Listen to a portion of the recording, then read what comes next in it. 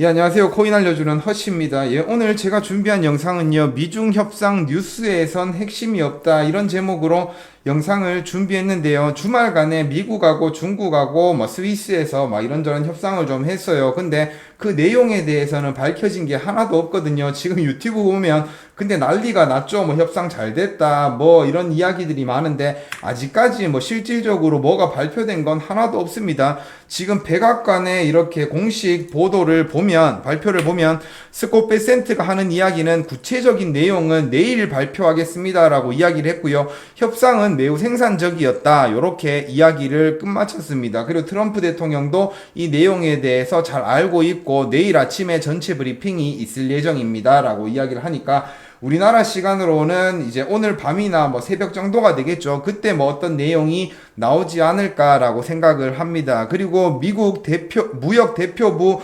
대표인 제이미슨 그리어 대사 같은 경우에도 비슷한 이야기를 했어요. 그냥 지난 이틀간 매우 건설적인 시간이었고 우리가 얼마나 빠르게 합의에 도달했는지를 보면 예상보다 의견 차이가 중국과 미국과의 이제 의견 차이가 별로 크지 않았다는 점을 알 수 있다. 이틀 동안 많은 기초 작업이 이루어졌다.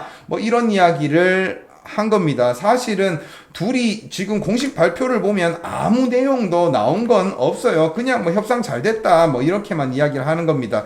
근데 제가 이전에도 말씀드렸다시피 5월달, 6월달이면요, 미국 여름 휴가철이 되기 전에 중국 공장에서는 주문이 들어가야 돼요. 주문을 받아야 돼요. 그래야 생산을 할 수 있거든요.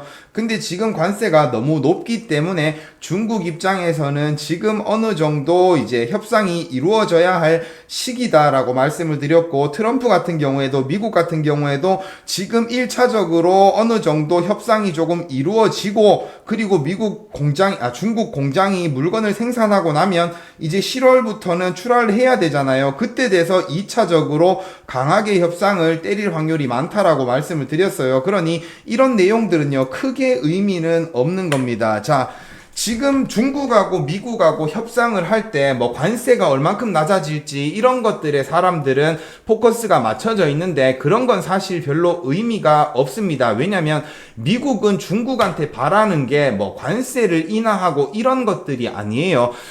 중국이 지금 글로벌 경제에서 시장에서 반칙을 많이 하고 있거든요. 이 반칙을 못하게 하려고 관세를 무기로 이렇게 중국아 너희 반칙 좀 그만해라고 이야기를 하고 있는 겁니다. 자, 중국이 환율 조작을 하고 있어요. 지금까지 계속 하고 있어요. 오랜 기간 동안 위안화 가치를 인위적으로 낮게 유지를 하면서 수출 경쟁력을 확보해 왔습니다. 중국은 이게 시장이 자체적으로 환율이 이렇게 왔다 갔다 하는 게 아니라 중앙정부가 직접 개입해서 이제 환율을 조작하는 경우가 많은 겁니다. 그래서 중국의 위안화 가치가 낮아지면 당연히 중국 공장들은 수출할 때 이제 조금 유리하겠죠. 그런 걸 계속 중국 정부는 하고 있었던 겁니다. 이런 것들도 지금 미국은 좀 못하게 하고 싶고요. 그리고 기술 탈취, 미국 기업이 중국에 진출할 경우에는요, 거의 강제적으로 합작법인을 설립하도록 중국이 유도를 하고요. 그리고 이제 기술 이전 같은 거 이런 것들을 계속 요구를 하거든요. 그래서 지식재산권 침해가 빈번했습니다. 그래서 중국은 자국 기업들한테 미국의 기술을 흡수하고 모방하도록 계속해서 유도를 하는 거예요. 그러니까 미국은 자꾸만 국내 기업들이 중국 쪽으로 진출을 하게 되면 기술을 빼앗기니까 이런 것들도 기술 탈취도 못하게 만들고 싶은 겁니다. 그리고 WTO, IMF 같은 국제기구를 중국은 또 악용하고 있거든요.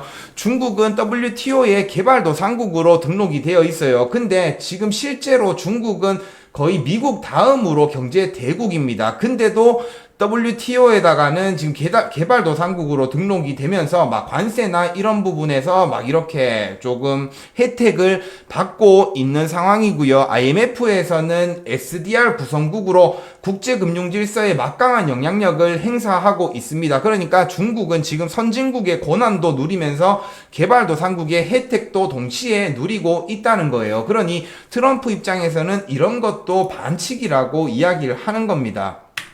자, 국영기업에다가 중국은 또 계속 보조금을 주고 있어요. 중국 정부는 철강, 알루미늄, 태양광, 전기차 같은 전략 산업에다가 막강한 이제 막대한 보조금을 계속해서 지원을 하는 겁니다. 그래서 중국 기업들은 원가 이하로 글로벌 시장에 수출을 해도요, 중국 정부에서 지원금을 막 주기 때문에 얘들은 엄청 싸게 공급을 해줄 수가 있는 거예요. 수출을 해줄 수가 있는 겁니다. 그래서 이런 보조금 같은 경우에도 지금 미국이 중국한테 무분별하게 니들 기업들한테 보조금 주지 마, 이렇게 이야기를 하려고 하는 겁니다. 그래서 미국 민간 기업들은 계속해서 시장에서 도태될 수밖에 없는 거죠. 왜냐면 중국 공장에서 원가 이하로 막 물건을 수출을 해버리니까요. 그래서 이 보조금 경쟁을 막 유발시키면서 세계 시장 질서가 왜곡되고 있다는 걸 미국은 생각하고 있는 겁니다. 이런 것도 중국한테 하지 말라고 이야기하고 싶은 거고요.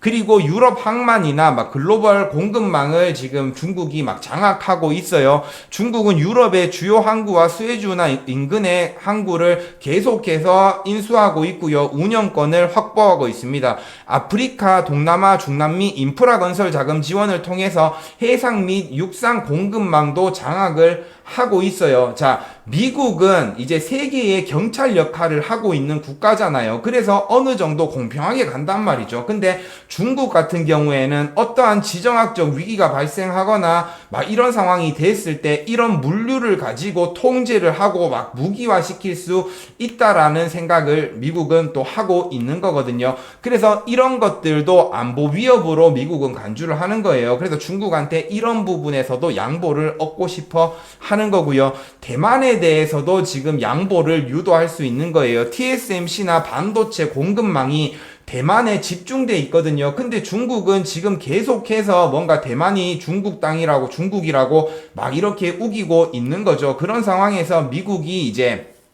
중국한테 니들 군사적으로 지금 대만 안전하도록 조금 이렇게 군사적 긴장을 완화시켜라, 뭐 아니면 현상 유지만 계속해라, 이런 식으로 이제 또 양보를 받아낼 수가 있는 거예요. 그렇게 되면 이 반도체 공급망의 안정이 되기 때문에 미국 경제의 안정으로 연결이 될 수가 있는 거죠. 그래서 트럼프는 지금 중국한테 원하는 건 이런 것들이에요. 이런 것들을 원하는데 이런 게 기사로는 안 나온다는 거죠. 왜냐면 중국은요, 되게 자존심이 센 나라입니다. 그래서 미국이 만약에 중국한테 우리가 승리했다, 어쩐다, 저쩐다, 이런 기사들이 중국이 뭘 양보했다, 미국이 강해졌다, 이런 기사들을 뉴스에 막 내보내버리면 중국 입장에서는 오히려 반감을 가질 확률이 많아요. 그래서 이 협상이 잘 안 될 수도 있는 겁니다. 삐딱선을 탈 수도 있다는 거예요. 그래서 트럼프는 최대한 중국한테 원하는 것들을 끌어올 겁니다. 하지만 이런 내용들은 뉴스에는 잘 나오지 않을 확률이 많아요. 그렇기 때문에 관세가 얼만큼 인하됐는지 이런 것들을 보면서 그냥 중국이 뭔가를 더 많이 양보했구나, 요런 거에 집중을 좀 하셔야 된다, 요렇게 생각을 하고 있고요. 그리고 올해 초 나스닥은 고점을 찍고 나서 최근에 큰 폭으로 하락을 했죠. 3월, 4월에 트럼프 관세 영향으로 인해서 큰 폭으로 하락을 했습니다. 근데 최근에 반등이 좀 있긴 했지만 지금 하락폭에 비해서는 이제 절반 정도 수준밖에 회복이 되지 않았거든요.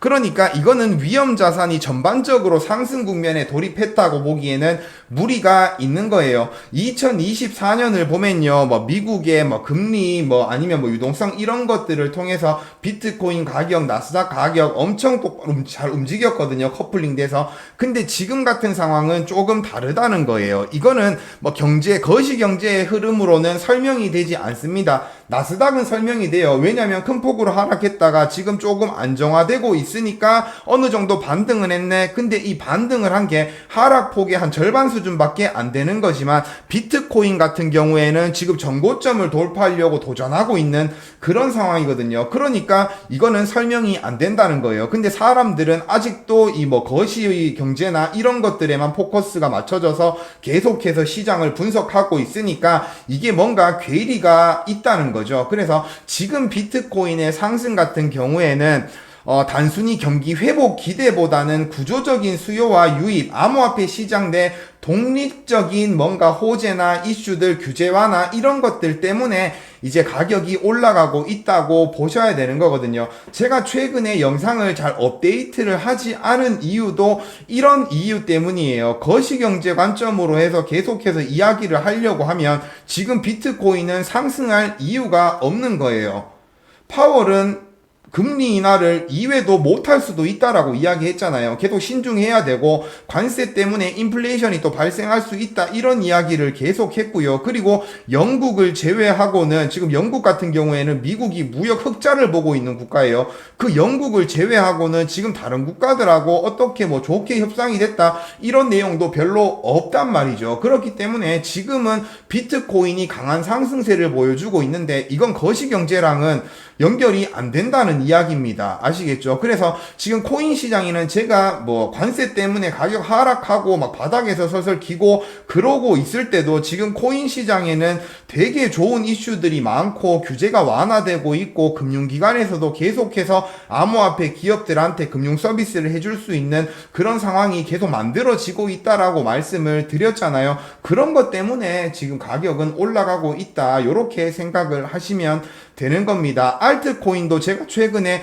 상승을 할 거라고 이야기를 했죠. 그 이야기를 했던 이유도 이런 금융기관에서 금융 서비스를 암호화폐 기업들한테 해줄 수 있고 이런 것들을 보면서 마켓 메이커들이나 아니면 크립토 VC들이 다시 시장에 들어올 수 있는 환경이 계속 만들어지고 있구나 이런 걸 보면서 말씀을 드린 거고 그런 것 때문에 비트도 알트도 상승하고 있다 이렇게 생각을 하시면 될 겁니다. 예, 오늘 제가 준비한 영상은요 여기까지입니다. 다음에 또 좋은 영상으로 찾아뵙도록 하겠습니다. 시청해주셔서 감사합니다.